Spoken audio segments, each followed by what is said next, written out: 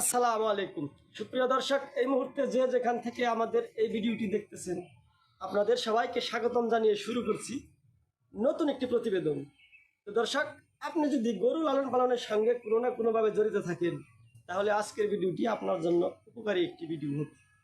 তাই আমি রিকোয়েস্ট করবো ভিডিওটি না টেনে সম্পূর্ণ ভিডিওটি দেখবেন।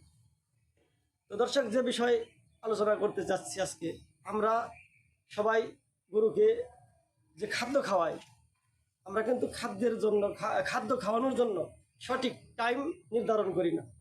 আসলে একটি গরুকে যদি খাদ্যের টাইমিং এবং মেজারিং ঠিকভাবে না খাওয়ান তাহলে কিন্তু গরু সবগুলো খাদ্য সঠিকভাবে হজমই করতে পারবে না।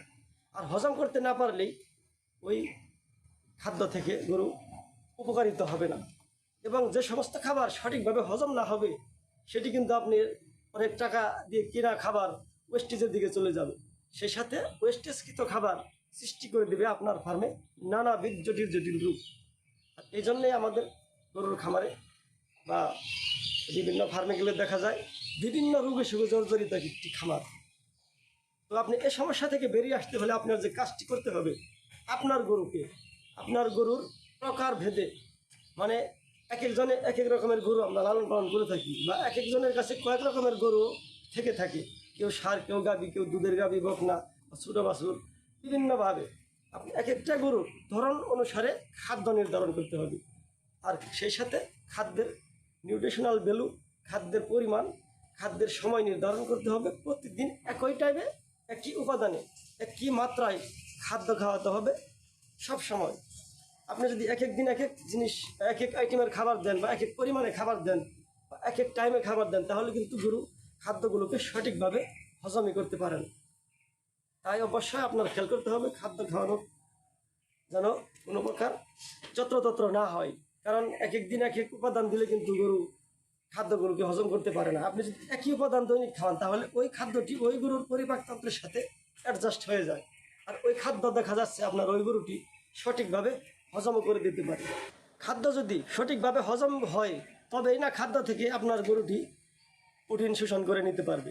তাই অবশ্যই খাদ্য খাওয়ানোর ক্ষেত্রে আপনার যত্রতত্র, মানে এক এক দিন এক এক আইটেম, এক এক সময় এক এক পরিমাণ, এগুলোভাবে খাওয়ানো যাবেই না। আপনার যে কোনো জিনিসই আপনি খাওয়ান, একই জিনিস সব সময় খাওয়াবেন। কারণ এক এক এলাকায় হয়তো এক এক প্রকার ঘাস বা খাদ্য বেশি পাওয়া যায় বা কম দামে পাওয়া যায়, ওই খাদ্যগুলোই কিন্তু আপনাদের বা আমাদের খাওয়াতে হয়। কিন্তু দেখা গেলো ওই খাদ্যটি যদি আপনি সব সময় খাওয়ান তাহলে কিন্তু ওই খাদ্যটি ওই গরুর জন্য উপযুক্ত হয়ে ওঠে।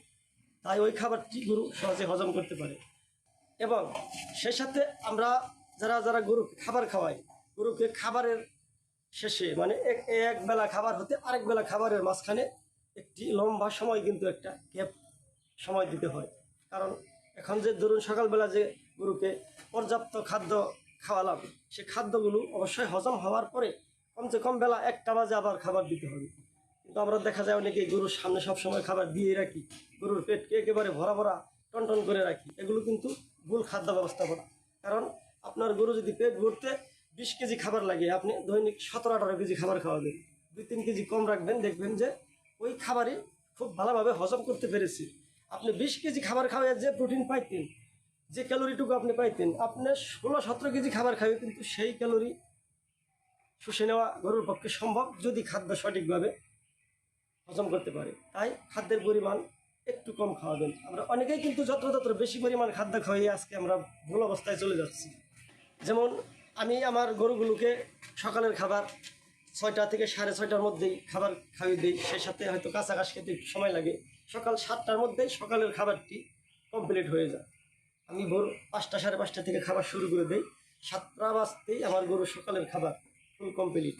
আমি আর 7টা বাজার পরে আর গরুকে খাবার দিয়ে থাকি না। এবং সেই সাথে বেলা 1টা বাজে, দুপুর 1টার সময় আবার পরবর্তী খাবার দিয়ে দিই, দুপুরের খাবার। সেখানে দানাদার থাকে না, শুধু কাঁচা ঘাস। এবং এরই আগেই কিন্তু গরুকে গোসল আচাল করানো হয়। গোসল শেষে 1টার মধ্যে দুপুরের খাবারটি দিয়ে থাকি।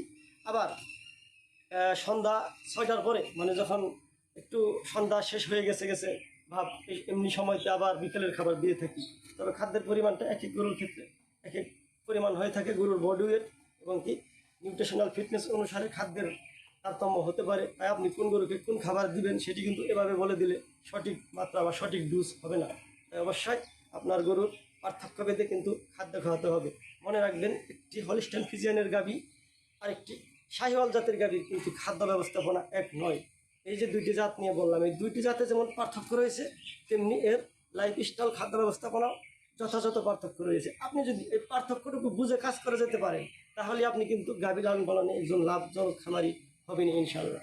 দর্শক, আমার কথাগুলো যদি ভালো লেগে থাকে এবং বাস্তবতার সঙ্গে মিল আছে বলে মনে হয়, আমার ভিডিওটি লাইক কমেন্ট শেয়ার করে দিবেন এবং আমার চ্যানেলটি অবশ্যই সাবস্ক্রাইব করে দিবেন। এবং ইতিমধ্যে যে ভাই সাবস্ক্রাইব করেছেন তাকে অসংখ্য ধন্যবাদ। তো দর্শক, সবাই ভালো থাকবেন।